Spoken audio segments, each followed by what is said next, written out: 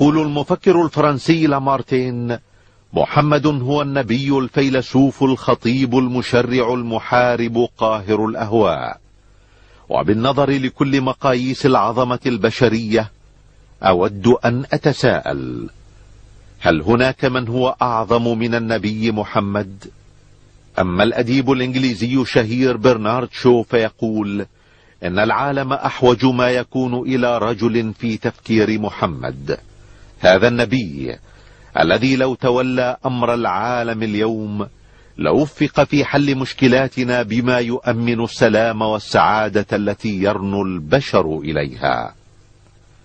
أما مايكل هارت فيقول إن اختياري محمدا ليكون الأول في أهم وأعظم رجال التاريخ قد يدهش القراء، لكنه الرجل الوحيد في التاريخ كله الذي نجح أعلى نجاح على المستويين الديني والدنيوي.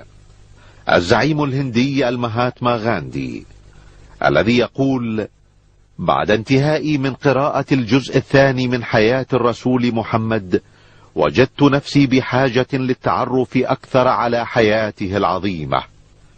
إنه يملك بلا منازع قلوب ملايين البشر. أما الكاتب الإنجليزي توماس كارلايل فيقول: إني لا أحب محمدا لبراءة طبعه من الرياء والتصنع. إنه يخاطب بقوله الحر المبين قياصرة الروم وأكاسرة العجم، يرشدهم إلى ما يجب عليهم لهذه الحياة الدنيا والحياة الآخرة.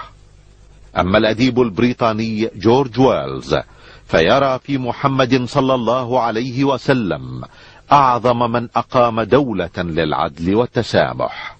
أما الباحث الإنجليزي لايتنر فيقول: إني لأجهر برجائي بمجيء اليوم الذي يحترم فيه النصارى المسيح عليه السلام احتراما عظيما باحترامهم محمدا.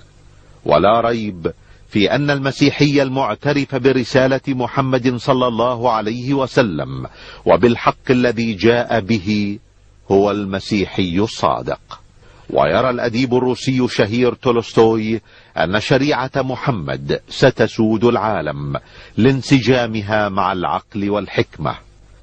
ويقول المستشرق ميشون إن الإسلام الذي أمر بالجهاد قد تسامح مع أتباع الأديان الأخرى، وبفضل تعاليم محمد لم يمس عمر بن الخطاب المسيحيين بسوء حين فتح القدس. ويقول المؤرخ الفرنسي غوستاف لوبون إن محمدا هو أعظم رجال التاريخ. أما مؤلف موسوعة قصة الحضارة ويل ديورانت فيقول: إذا ما حكمنا على العظمة بما كان للعظيم من أثر في الناس قلنا إن محمدا هو أعظم عظماء التاريخ.